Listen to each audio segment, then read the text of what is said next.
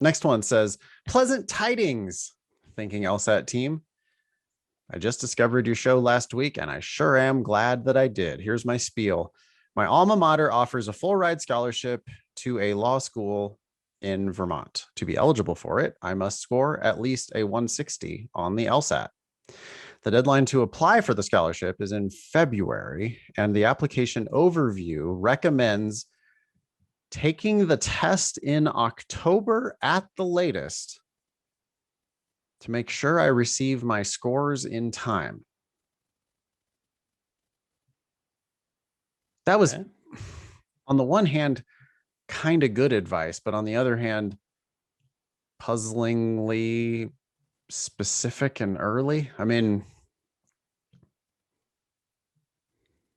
it's the weird thing about deadlines, right? It's like, well, on the one hand, why not earlier? But on the other hand, also, you don't need to take it in October if the scholarship deadline is actually February, then there's a couple tests after that. To make sure I receive that, like the scores don't take that long. They take too long, but they take 3 weeks, not 3 months. Yeah, I was actually just thinking about this morning. Someone was giving me a reason for something. They said, oh, I did X and here's why. And the reason didn't make any sense, but I think a lot of times we struggle with the reason for the advice we give. Like people do things and then after the fact, they try to manufacture articulated explanations for their recommendation or their behavior, right? It's almost like this person's like, well, they feel like it should be taken in October for who knows what reason. And then they kind of throw out this reason. It's like, if you really thought through this, that's not right. Yeah. It's just, again, yeah, it's like weirdly, why October at the latest? I think a lot of people are going to decide that, oh, okay, I need to take the October LSAT. Why? Well, I don't know, but my no, the reasoning does, yeah. Okay, anyway, I've never taken the LSAT before, but I am generally a solid test taker, and I've been studying via Khan Academy. It appears that I'm already pretty close to my goal, but I don't know how my results compare to the real test. My diagnostic test was a 154, and the 2 practice tests I've done were 152 and 155, respectively. So 3 scores on record. I think we should assume that these are all timed tests and real LSAT tests. Kahn has real LSAT tests. Yeah, they have shitty explanations. Yeah. Their first practice test is test 78. Okay. And so this is Dylan actually scoring 154, 152, and 155 on a bunch of practice tests.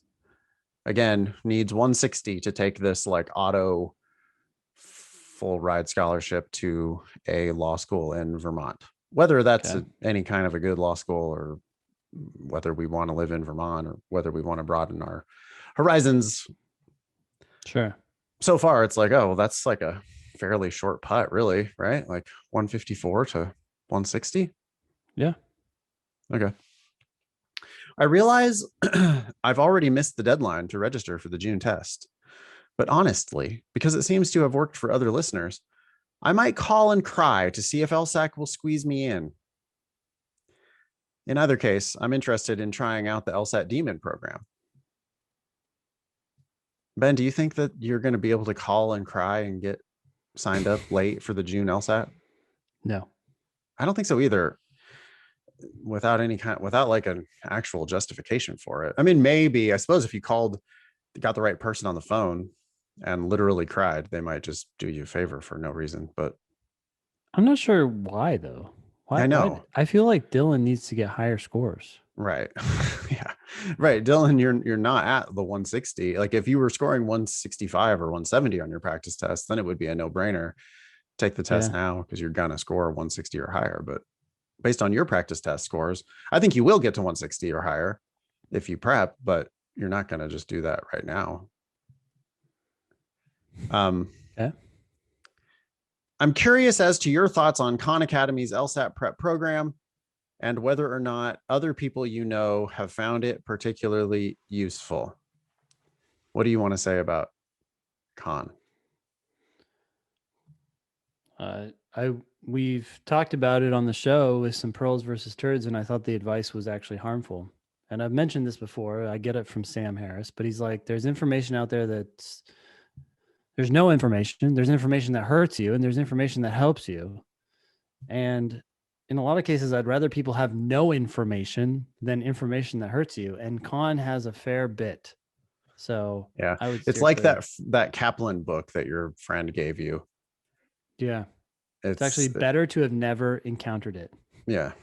Yeah. Because it takes your natural ability to understand stuff and figure it out and get the right answers, which Dylan clearly seems to have with a 154 Yeah. diagnostic. It's a Many high of the diagnostic. questions make sense to Dylan because they make sense. And that's what I'm worried about with Kahn, is that it's nice of them to give away, free tests and to try to give away free LSAT prep for everybody. The sentiment behind it is great, but the explanations are bad and the techniques and stuff are bad. Well, then I don't know, who are we really helping anybody? It's the appearance of helping without actually helping. Isn't that how the world is, like, in so many Yes. ways? Yes. Like these efforts to help marginalized groups in some way, and they end up actually doing more harm. It's like, what in the whatever? Yeah, or like greenwashing. I mean, if you think about like BP with commercials constantly, like they changing their logo to green, and then Green, like yeah. every commercial is about all their environmental protection efforts and whatever, and it's like, y'all build pipelines across wilderness. Like you pump oil out of the ground and then spread it on the surface of the earth, and Yeah. we burn it and it goes into the sky. Like ain't no, your green, I don't give a shit what your green efforts are. I don't know. It's like I know that, like, I mean, at least from hearing him on podcasts and stuff, I know that Salman Khan is like a super genuine dude who really wants to help people. And I think that the partnership between LSAC and Khan Academy to create this free LSAT program, well, I really do think it was well-meaning. I I just do don't think too. it's I think very there's a effective. yeah, I think there's a difference between like this like nefarious, BP or attempt whoever. Yeah. to redefine bad as good, but there are all these efforts too out there in the world where people are trying to do what's best, but they end up just somehow the system doesn't work out. Anyway, Given my recent test scores, how far away might a score of 160 be for me? I don't really have a sense of the gap. My sincere thanks, Dylan from Maryland. Dylan goes all in on the salutation and what do they call that? What's the opening thing in a letter and the closing thing? oh yeah, I don't know actually, Remember that but from grammar school? no, but yeah, Pleasant they're all. tidings was a new one. We've never gotten that one before. And then my sincere thanks. I'm not totally following Dylan's capitalization too. Like thinking LSAT team is lowercase, but then my sincere thanks is all capitalized. But or at least title case. In any case, thank you, Dylan. I think actually, if you do try out the demon program, at least demon free, boy, I don't think that's a huge gap at I would all. be shocked if Dylan can't get there with just demon free. Yeah. Start there, Dylan. Don't pay us a dime. Do demon free. Come to my free study group on Thursdays. Take advantage of all of those free resources that we have Yep. and improve up to, if all you need is a 160. Yeah, I mean, you're talking about like a couple more questions per section that you need to get right. And Kahn might help you understand a couple, but they also might force you to overcomplicate and miss a couple. And demon free is not going to do that. We're not going to bog you down with a bunch of unnecessary, unhelpful, jargony shit. We're going to just explain to you how the questions make perfect sense, and it's going to click Yeah. for you. And Yeah. I think really with just a free account, I think you'll start scoring in the 160s like within, I don't know, a month. I'm pretty confident, Ben, about our stuff. I am So as well. I'd also, Dylan, just consider like if you get that score, or once you get that score, applying to other places, try to go even higher. I mean, yeah, think well, about this. yeah, I stepping back, right? Dylan got a diagnostic of 154. right, That's high. yeah. That's a high. It's a low score for law school, but it's a high diagnostic score. You're probably selling yourself short by going to VT, Some the of our school of VT. teachers scored 154 on their diagnostic and eventually scored 175 and are now an LSAT teacher, on their way to some of the best law schools in the country.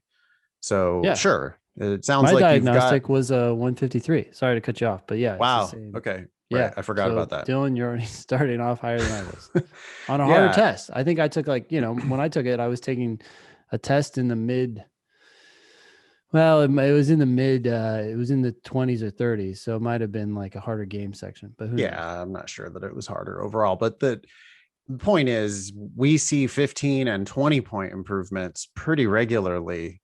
And it's not guaranteed for anybody, but some people are going to go from 153 to 173.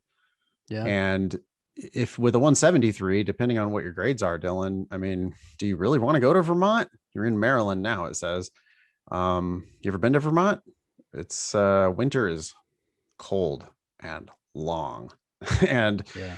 I'm not shitting on Vermont. It's beautiful, but It's different. like give yourself options and like don't boy, the easy route into law is probably not the route you want because it's not going to be easy once you're there. It's not going to be easy once you're practicing. There's nothing about it's going to be easy. So this like automatic connection to a full ride with some minimum score, it almost seems like I don't know, it's just a weird back door. I think you want to go in through the front door. Yeah. I mean, I guess Dylan, it's Dylan's alma mater. So Dylan No, but it's not. goes, See what it is? Because Dylan's in Maryland. So it's a connection. It's my alma mater offers a full ride oh, scholarship to a to law a, school in Vermont. So it's like some weird oh, partnership. It's probably some like small oh, liberal arts oh, school connected to another small law school. And it's like they're trying to poach the best students with this like auto scholarship program yeah. where, hey, don't even worry about it. You just need a 160. And meanwhile, Yeah. they're thinking, but some of these kids probably could get a 170, in which case they would never even come to our school. But we're going to give them this easy secret route and we can get some of the best candidates, without fighting with Georgetown for that same Yeah. candidate. Dylan, you could probably go to Georgetown if you have decent grades. Mm-hmm. I'm not saying go to Georgetown. I'm saying don't pay for law school, but there might be 10 other law schools that would love to give you a full ride. Yeah. If you, I think you're easily capable of mid 160s, maybe even crack the 170s, and all kinds of doors would open for you if you did that.